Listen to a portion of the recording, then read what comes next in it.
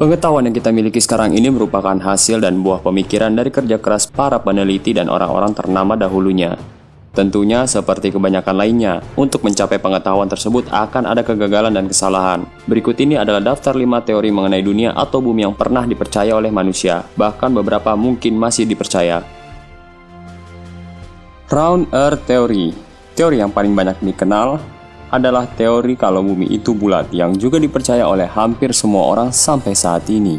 Sebelum kemunculan teori ini, teori yang paling banyak dipercaya adalah Flat Earth Theory atau teori kalau bumi itu datar yang akan kita bahas selanjutnya.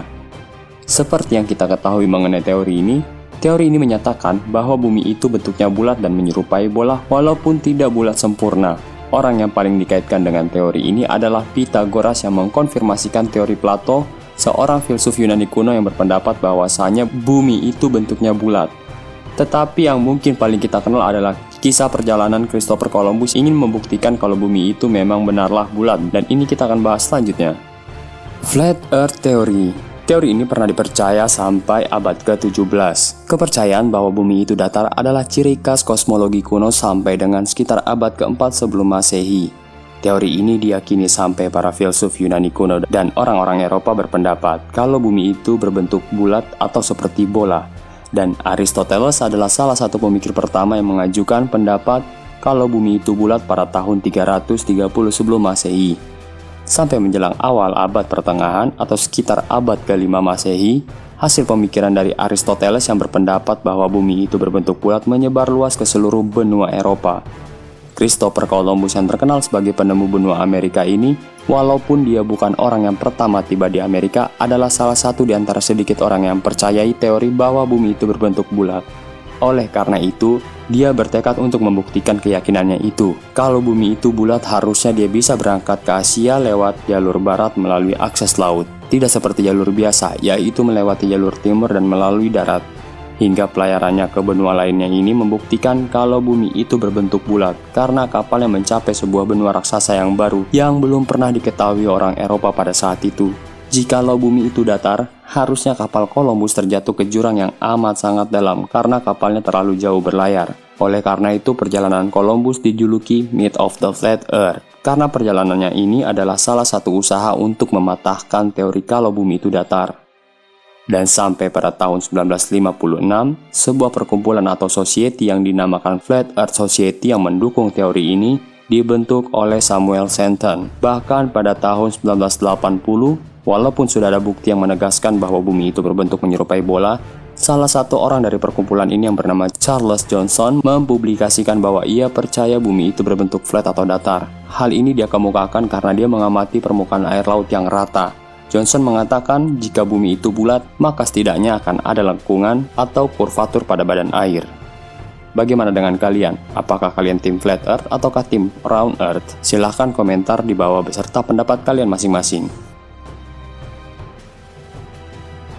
Hollow Earth Theory. Ada banyak legenda dari berbagai belahan dunia yang mengisahkan adanya sisi dunia lain di dalam perut bumi. Tidak banyak yang menaruh perhatian terhadap legenda-legenda ini, sampai seorang ilmuwan ternama mengangkatnya ke dalam forum-forum sains. Dan teori kalau bumi itu memiliki rongga sebenarnya bukanlah hal yang baru. Pada masa Sumeria kuno, dunia bawah tanah sudah pernah disinggung dalam kisah Epic of Gilgamesh.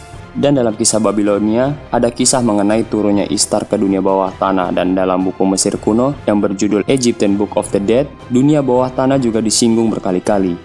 Bahkan di dalam legenda suku Indian Hopi ada panduan buat kita untuk masuk ke dalam perut bumi yang berongga. Dan menurut suku ini, dunia yang kita tinggali sekarang ini adalah dunia yang keempat. Ketiga dunia lainnya berada di dalam perut bumi dan salah satu pintunya berada di antara ngarai-ngarai raksasa atau lembah-lembah raksasa di Colorado, Amerika Serikat. Dan mungkin yang paling menarik di antara semuanya adalah legenda Tibet mengenai Agartha yang secara harfiah berarti kerajaan bawah tanah di pusat bumi, di mana Raja Dunia memerintah. Menarik, karena masyarakat Tibet bisa menggambarkan dengan cukup lengkap. Kerajaan Shambhala yang melegenda dan misterius itu juga berada di dalam perut bumi. Pantas sampai sekarang, gak ada yang bisa menemukannya. Setelah cukup lama teori ini dikenal dan disebut di dalam legenda-legenda kuno masyarakat dunia, cerita atau legenda rakyat ini mulai mendapat tempat di dunia sains modern. Lebih dari 2000 tahun yang lalu, Plato sudah menyinggung adanya lorong-lorong bawah tanah yang berbentuk struktur bumi. Tapi pendapat ini baru mulai mendapatkan perhatian sewaktu dicetuskan oleh ilmuwan bernama Edmund Halley. Siapakah Edmund Halley? Edmund Halley adalah seorang astronom Inggris yang pernah eksis di tahun 1700-an, yang secara tepat berhasil mengkalkulasi orbit komet yang melewati bumi setiap 76 tahun sekali, dan kita mengenalnya sebagai komet Halley. Halley mencetuskan teori mengenai Hollow Earth pada tahun 1692. Menurutnya, di bawah kerak bumi yang setebal 500 kaki atau sekitar 152 meter dari permukaan bumi, ada ruangan berongga yang di dalamnya memiliki atmosfer yang mendukung untuk kehidupan. Buat kita yang mendengarnya, mungkin menyangka Halley terjebak di dalam pseudoscience yang mendasarkan teorinya kepada legenda rakyat semata. Tapi ternyata dia mempunyai alasan sains yang cukup masuk akal. Teori ini dia cetuskan oleh Halley karena dia menemukan adanya variasi-variasi di dalam medan magnet bumi. Salah satunya menurutnya adalah medan magnet yang berasal dari bola di dalam perut bumi, yang membuat dia menyimpulkan kalau ada 4 bola konsentris yang berongga di dalam perut bumi. Bola-bola berongga ini mempunyai atmosfer yang mendukung kehidupan. Menurutnya, aurora borealis yang sering terlihat di kutub sebenarnya adalah gas bercahaya di dalam perut bumi yang berhasil lolos dari lapisan tipis kerak bumi di wilayah kutub.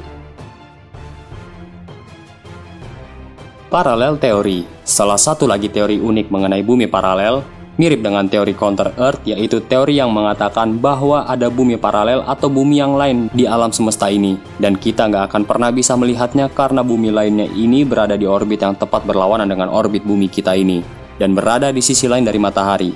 Skenario ini juga sempat difilmkan di tahun 2011 yang berjudul Another Earth. Dan temporal teori juga mengatakan bahwa ada bumi lain di luar sana. Teori ini menyebutkan bahwa sebenarnya semua tindakan yang kita ambil sebenarnya udah mempunyai wujud dan kehidupannya sendiri. Bahwasanya kita dihadapi oleh 2 keputusan, keputusan A dan keputusan B.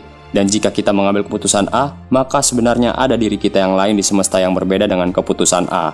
Jadi, teori ini mengatakan bahwa sebenarnya ada banyak sekali dunia selain dunia kita sebagai hasil dari setiap keputusan yang berbeda yang kita lakukan. Semesta lain itu ada dan kita berinteraksi dengannya. Itulah teori radikal baru yang diajukan oleh Howard Wiseman dan Michael Hall dari Pusat Dinamika Kuantum Universitas Griffith, Australia, serta Dirk Henry Deckard dari Universitas California. Ketiganya mempublikasikan gagasannya di jurnal Physical Review ke-10. Gagasan bahwa alam semesta tidak hanya satu telah muncul sejak tahun 1957. Sebelumnya, ada pemahaman Many Worlds Interpretation. Dalam pandangan itu, setiap semesta bercabang menjadi sejumlah semesta. Konsekuensinya, segala perbedaan bisa muncul. Di semesta kita, asteroid raksasa menghantam bumi dan memusnahkan dinosaurus. Tapi di semesta lain, bisa jadi bumi luput dari hantaman asteroid. Gagasan Many World Interpretation tidak salah. Tetapi banyak dikritik. Bagaimana membuktikan semesta lain itu ada, jika semesta lain itu tidak mempengaruhi semesta kita sama sekali? Disitulah teori Wiseman, Hall, dan Deckard menjawab. Ketiganya mengajukan pandangan yang disebut Many Interacting World. Dalam pandangannya itu, semesta kita hanya satu dari banyak semesta lain. Semesta kita dan lainnya eksis dilahirkan secara bersamaan. Bukan satu merupakan hasil percabangan dari yang lain. Semesta kita mungkin identik dengan beberapa semesta yang lain, tetapi juga bisa jauh berbeda. Semua semesta kita ada secara berkelanjutan dalam ruang dan waktu. Pandangan baru ini juga mengungkapkan bahwa semesta kita dipengaruhi oleh semesta lain oleh gaya tolak yang misterius. Gaya tolak ini membuat satu semesta cenderung berbeda dengan yang lain, dan ahli fisika dari Jepang Dr. Michio Kaku menganalogikan keberadaan paralel universe bagi kita seperti adanya daerah luar kolam bagi seekor ikan gurame yang tinggal di dalam sebuah kolam. Ikan gurame tersebut nggak akan bisa melihat daerah luar kolam karena keterbatasan penglihatan dan teknologi yang dia miliki. Demikian juga manusia belum bisa melihat alam semesta lainnya dengan alasan yang sama. Meski ikan gurame nggak bisa melihat kehidupan lain di luar kolam, tapi dia bisa mengetahui ada kehidupan lain dari getaran yang dia rasakan melalui gelombang di permukaan air kolam akibat tetesan air hujan. Getaran yang dirasakan ikan gurame itu buat kita adalah gravitasi dan cahaya dari alam semesta lain. Simulation Theory. Teori ini adalah salah satu teori yang muncul pada zaman modern ini tentang dunia kita. Teori ini mengatakan bahwa kita sebenarnya hidup dalam sebuah simulasi superkomputer yang teramat besar, dan semua benda bahkan diri kita adalah sebuah kumpulan-kumpulan kode. Memang terdengar sangat tidak masuk akal, tetapi teori unik ini kreatif dan menarik. Mungkin teori ini didapatkan karena perkembangan teknologi dan film-film seperti The Matrix. Dalam film The Matrix dikisahkan, hampir semua orang di bumi ternyata menjalani kehidupan sehari-hari pada sebuah simulasi dunia di dalam superkomputer, sedangkan tubuh aslinya hanya tidur di dalam sebuah tabung yang semuanya dikuasai oleh pemerintahan mesin. Memang terdengar dan terlihat sangat menghayal, Gak mungkin kita hidup di dalam dunia simulasi. Bukannya kita bisa melihat, mendengar, mencium, mengecap, ataupun meraba, dan semuanya itu bukannya kenyataan? Nyata karena kita memang benar-benar mengalaminya. Tapi apa yang dimaksud kenyataan itu?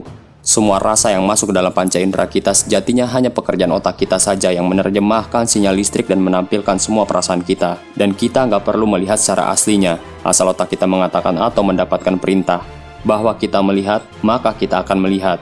Selayaknya kalau kita melihat wanita cantik dan mencium aroma parfumnya dari dekat, dan mengikuti alunan musik dan berdansa dengannya, yang ternyata itu hanya ada di dalam mimpi. Bukankah terlihat nyata? Padahal kita tidak mengalaminya secara langsung. Kita baru sadar kalau ternyata itu hanyalah mimpi sewaktu kita bangun dari tidur. Apakah mata kita terbuka saat tidur? Yang jelas tidak.